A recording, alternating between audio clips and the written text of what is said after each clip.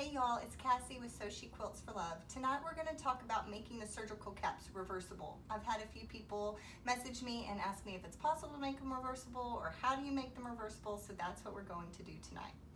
If you've seen my first video, everything is the same up until you pin on the headpiece. If you haven't seen the video, the link is in the description below and you can go there and watch how to make the original cap and then come back here for making it reversible. So I have a cap as an example. It is the same fabric front and back, and it is reversible. All your seams are on the inside, and you've got an extra layer up here on top of the head. Everything else is the same as the original caps.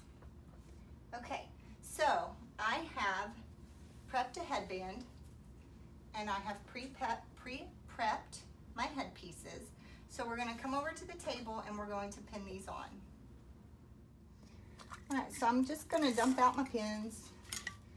You'll notice if you watch the first video, I use a lot less pins now than I did on my first one. You just use as many pins as you need to get the job done. I'm going to fold my headpiece in half and make a little crease so that I can match it up to the center of my headband. And I will put in my first pin, and then I will just pin around the edges.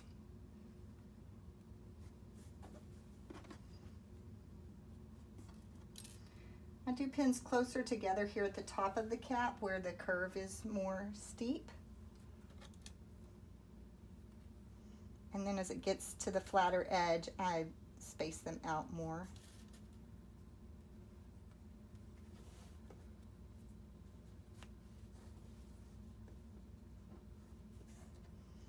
So all of this is the same as the first video.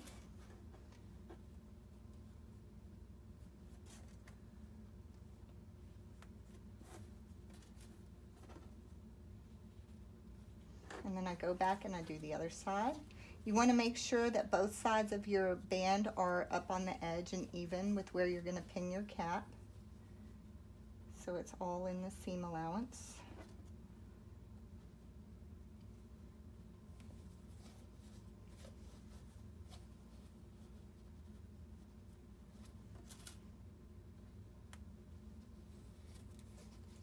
And actually, after you've pinned this, putting the other headpiece on goes much quicker because the shape of the cap is already made for you from pinning this first one on.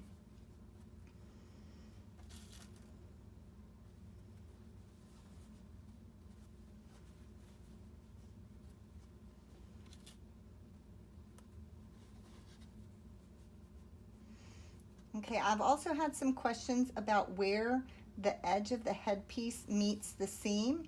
So my last stitch is right here where my fingernail is, and that is where I'm putting the very back of the headpiece. I just match them up. If I sewed up a little high and my headpiece goes over a little much, that's okay. I just want to make sure that it at least makes it to my stitch mark.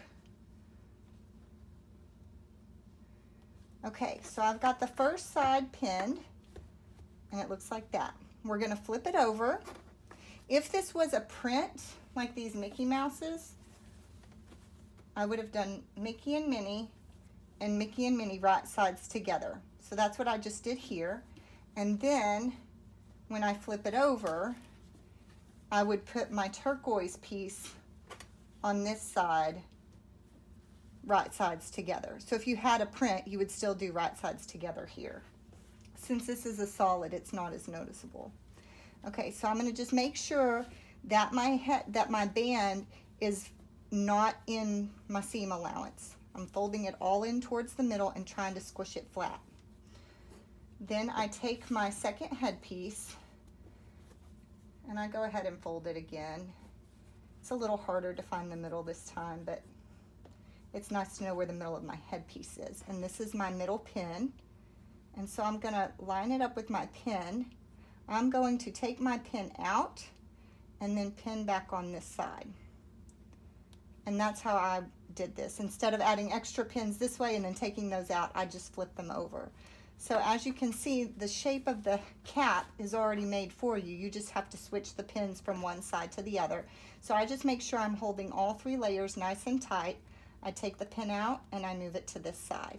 And I just squish the fabric to make sure that I don't have any of that bulk inside where my seam is going to be, which it feels like it is there. So I just kind of squish it into the middle.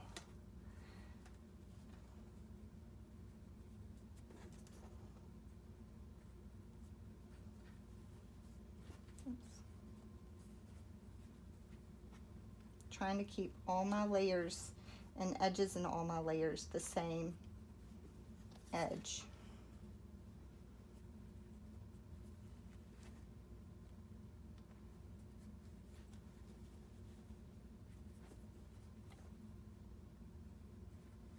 Okay, same thing with the back of the headpiece, just making sure that the very edge of it goes all the way to that stitch. Hold all my layers together and move the pin. And now we just go back and do the other side. I will say that when I do this, there is this bulk right here, and once it's all pinned together, it just kind of, it's in there, and it ends up making, you know, the crease and the bunch in the seam. But so you just kind of just want to make sure that you get as little of that in there as you can, but it's in there.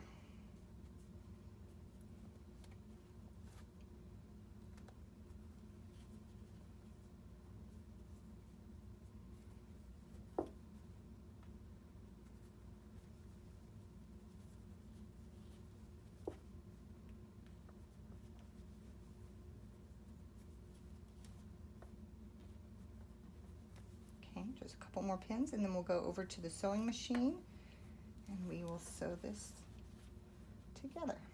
I was just moving the inside straps of the band to make sure they weren't going to end up in my seam allowance.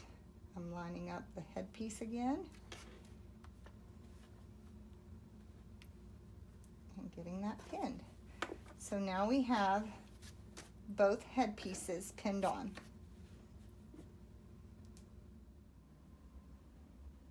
Okay, I have gray thread on my machine. I'm going to line up this back piece of my headpiece at the 3/8 mark with my needle. And then I like to fold in the band just so I can see my 3/8 mark better. And I go about 3 or 4 stitches, and then I back stitch 2 or 3 times. Remember, don't sew over your pins.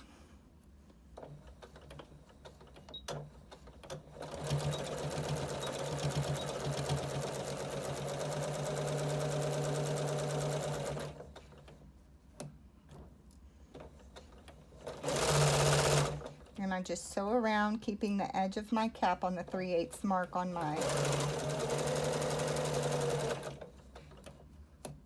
bobbin cover.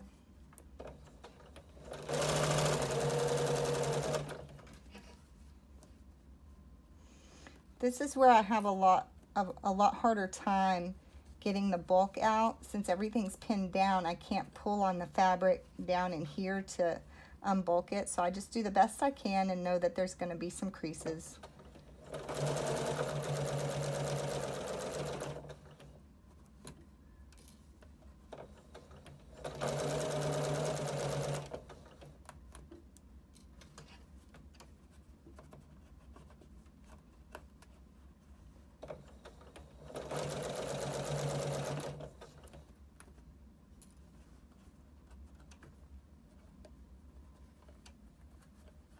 So when I just do one headpiece, I'm able to move this fabric around and mess with it and get more of this bulk out of the way so there aren't the creases. So that's the one downside, in my opinion,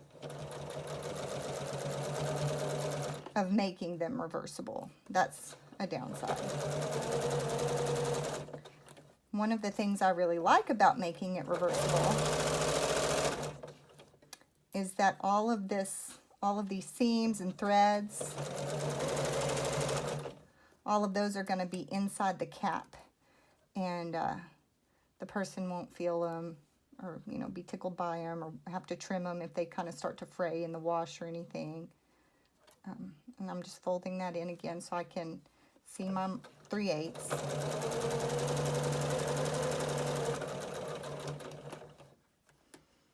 And then again, I'm going to back stitch a few times just to put a little extra strength there.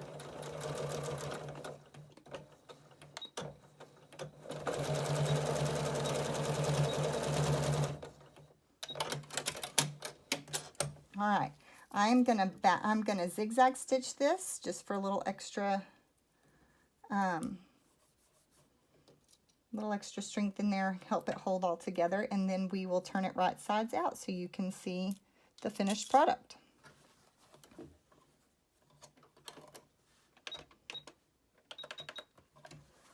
Okay.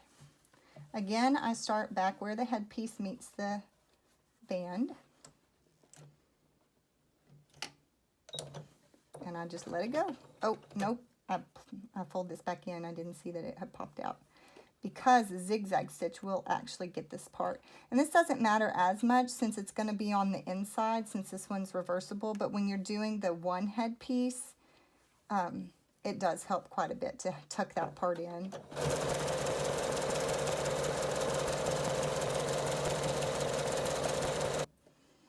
Okay, I'm going to tuck these in. And then I still just zigzag right to the edge.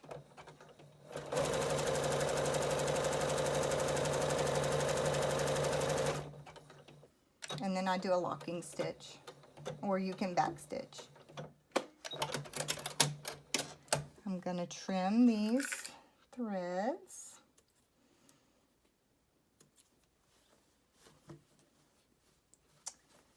And then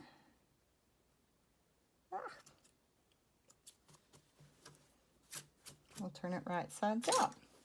So you just reach in here .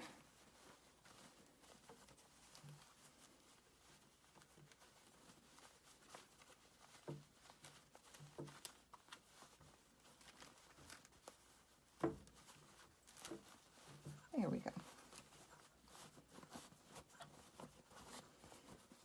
Everything's hidden inside. And you've got a reversible cap.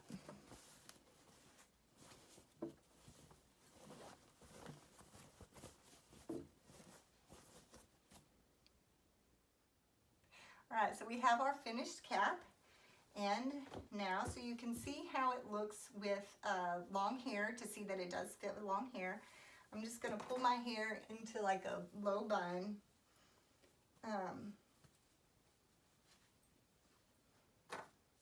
Just so that it would be all up in the cap. And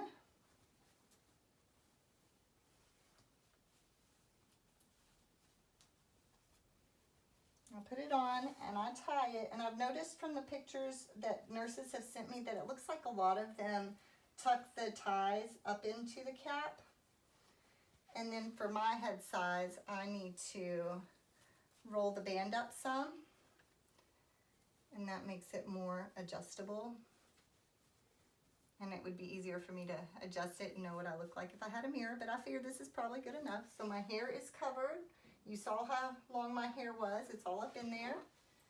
And you've got a cap. So you know that lots of hair can fit.